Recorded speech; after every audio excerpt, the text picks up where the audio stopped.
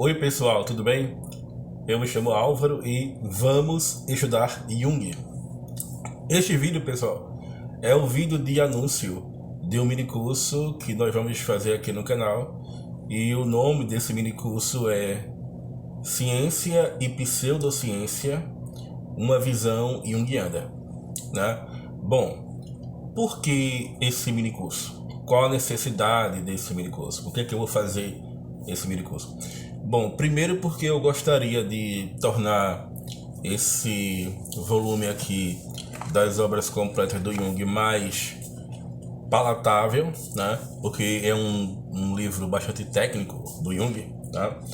Em que Jung apresenta os seus trabalhos de psicologia experimental, né? Os seus estudos experimentais. Já fiz aqui uma série de vídeos sobre esses temas e também em outros minicursos você encontra também muito de alguns temas relacionados a esse volume. Mas a partir da proposta, da ideia de ciência que você tem nesse volume, eu gostaria de falar um pouco mais sobre ciência, sobre epistemologia, sobre o que é ciência, situar epistemologicamente a clínica do Jung. Gostaria de falar também sobre o que não é ciência, né? As chamadas pseudociências e outros ramos do conhecimento humano e da experiência humana, né? Também, pessoal, porque eu percebo que hoje em dia existe na internet, existe aqui no YouTube um discurso sobre ciência, uma série de pessoas falando sobre ciência. E, a meu ver, pessoal, a psicologia do Jung tem algo a dizer nesse debate. Por quê? Porque o que eu estou observando, né, hoje em dia, até por conta de uma característica da nossa época, que, a meu ver, tem a ver com a radicalização daquilo que Jung chamou do aspecto de unilateralidade da consciência, tá? Ou seja, tem a ver com a produção da sombra, tem a ver com o aspecto de produção sombrio, no sentido de que a sombra ela vai emergir como uma tentativa de compensar aquele estado de consciência que ainda não integrou determinados aspectos de si mesmo, tá? Determinados aspectos funcionais da psique, tá? De um lado, a gente percebe um discurso cientificista, tá? Que diz que, ou pelo menos, como se parece que, tá? A ciência está acima, muito acima, de qualquer outra atividade humana, como se a ciência não fosse falível. De um discurso científico que rechaça outras formas de conhecimento humano e outras experiências humanas, como por exemplo a arte, como por exemplo as filosofias, né, das mais distintas, desde que não seja uma filosofia puramente cética, todas as demais filosofias são automaticamente excluídas. A religião, qual religião? Todas, né? Todas, porque o bom mesmo é ser ateu. Ser ateu é que é o bom, porque parece que no ateísmo existe ali um fator de objetividade que te leva a fazer ciência, tá? E evidentemente essa não é a postura do Jung, né? Aqui no canal tem um vídeo que eu recomendo que vocês assistam chamado Como um Ateu é Acolhido na Clínica Junguiana, em que eu vou falar sobre o ateísmo de um ponto de vista clínico junguiano e como a clínica do Jung percebe essa questão, tá? Ou seja, é um discurso cientificista que coloca a ciência acima de tudo e como se a ciência não fosse falível e como se a ciência fosse supostamente uma forma de conhecimento superior a qualquer outra forma de conhecimento, simplesmente porque a ciência possui sim um traço característico de ser empiricamente verificável, né? E do outro lado, uma tentativa de resposta a isso, né? Bastante razoável, mas que também E aí já se apresenta um ponto de vista junguiano, que também, ao radicalizar o seu próprio método, né, faz com que o debate, em vez de ser compensado por uma integração que transforme esse próprio debate numa espécie de síntese dialética que vai dar origem a uma experiência maior, termina apenas por negar e produzir mais sombra ainda, tá certo? Por exemplo,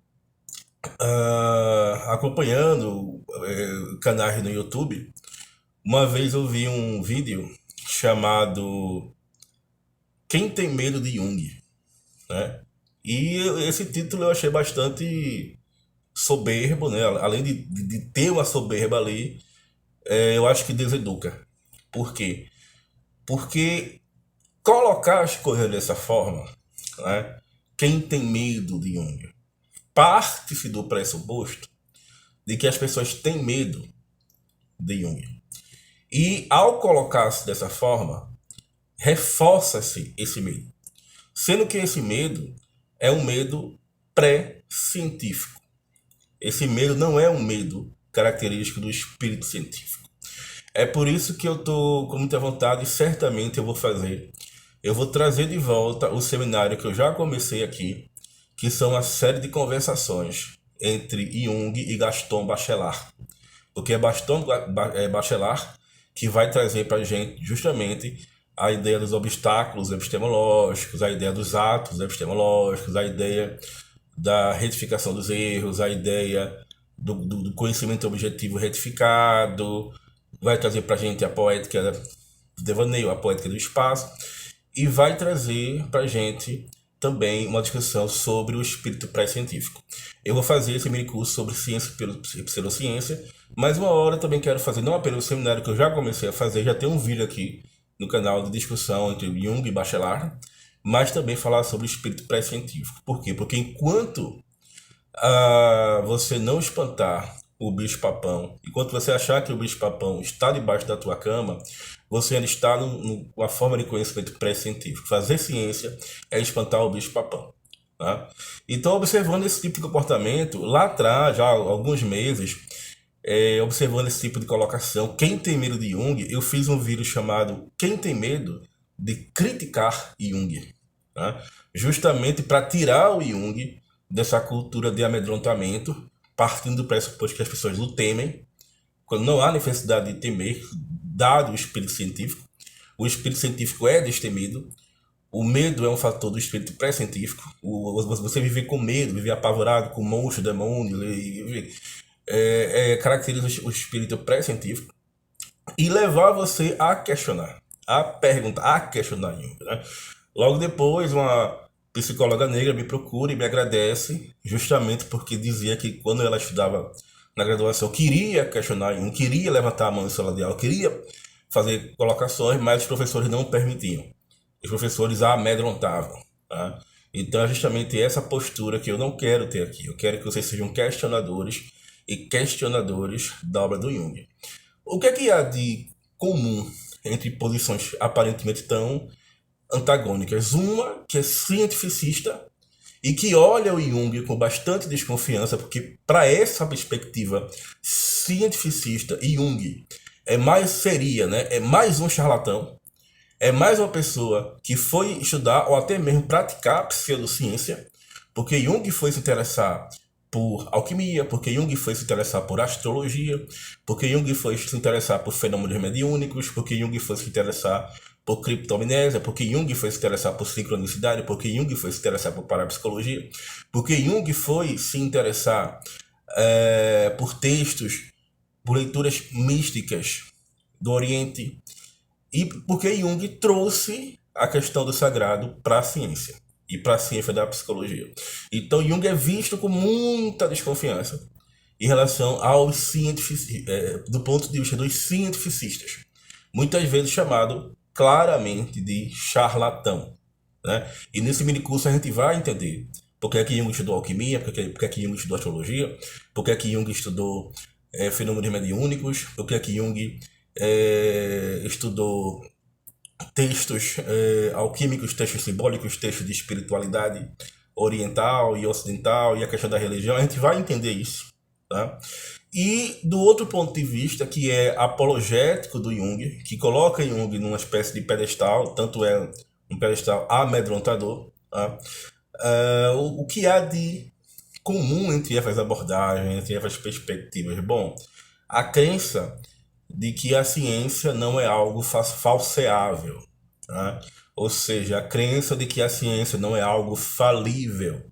Porque se você trabalha com o método científico, se você pratica o método científico, é necessário que você esteja o tempo todo revendo as suas próprias hipóteses. Porque o conhecimento científico só progride por meio de testes.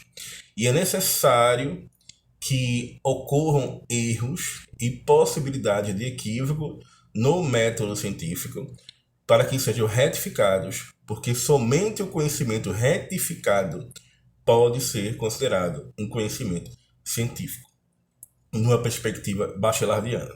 Tá? Então, assim, não adianta também fazer um discurso apologético, como se na obra do Jung não houvesse falhas, como se na obra do Jung não houvesse erros, não houvesse equívocos, ou se fosse uma obra 100% científica, que também não é. Ou vocês acham que não existe elementos de artisticidade no livro vermelho, elementos de artisticidade, elementos artísticos, pictóricos, né, dos livros negros, né? Ou vocês acham que o trabalho com os sonhos também não é um trabalho artístico, e mesmo o processo de individuação, levando em consideração que o indivíduo é uma irregularidade relativa, é também um processo artístico, por exemplo? Ou vocês acham que não existem elementos filosóficos na obra do Jung e mesmo elementos religiosos na obra do Jung, como se a obra do Jung fosse 100% científica, coisa que não existe, tá, gente? Uma vez, fazendo um grupo de estudo com Edgar Morin, ele demonstrou o teorema de Gödel, que por sinal foi amigo dele. Eu acho que eu vou até contar uns casos de Gödel aqui nesse mini curso, que basicamente o teorema diz que não existe a demonstração lógica perfeita, tá? Ou seja, nenhum conhecimento é totalmente 100% objetivo, e eu diria que nenhum conhecimento é exclusivamente científico. Então está aí um outro tipo de discussão, né, para a gente levantar aqui no minicurso. Então, assim, eu convido vocês a assistirem esse minicurso. Tem um potencial polêmico, por quê? Porque eu vou inserir esse minicurso dentro da discussão que já existe e vou apresentar um ponto de vista junguiano, que não é um ponto de vista cético, que não é um ponto de vista cientificista, que considera a ciência acima dos outros saberes, a ciência como algo que não que, como se não fosse algo também falível, tá? E também tentar escapar um pouco desse caráter meramente apologético, que não levanta objeções a si mesmo, tá? Aqui no canal, acho que vocês percebem que a gente aplica o método do Jung à própria produção de vídeos. A circunambulácia, os temas vão voltando, voltando, voltando, voltando, e a gente vai iluminando, esclarecendo, na medida do possível, os fenômenos e os fatos que nos apresentam, né? Então o canal Vamos Estudar Jung é um canal que aplica o método de Jung a si mesmo. Inclusive, eu já falei em outros minicursos, a forma que a gente tem de levantar objeções a Jung, questionando o Jung a partir do próprio Jung, né? Jogando Jung contra o próprio Jung.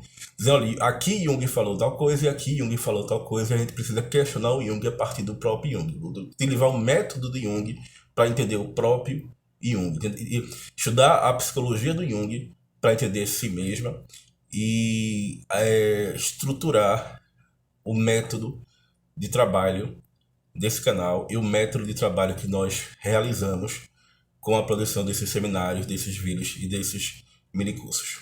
Tá bom, pessoal? Então, eu gostaria de falar com vocês sobre a questão da ciência e a questão da pseudociência e como a gente pode se inserir nesse debate a partir de um ponto de vista junguiano. É isso, pessoal. Muito obrigado. E divulguem, compartilhem esse mini curso com quem vocês acharem que pode se interessar por ele. E não se esqueçam, vamos estudar Jung.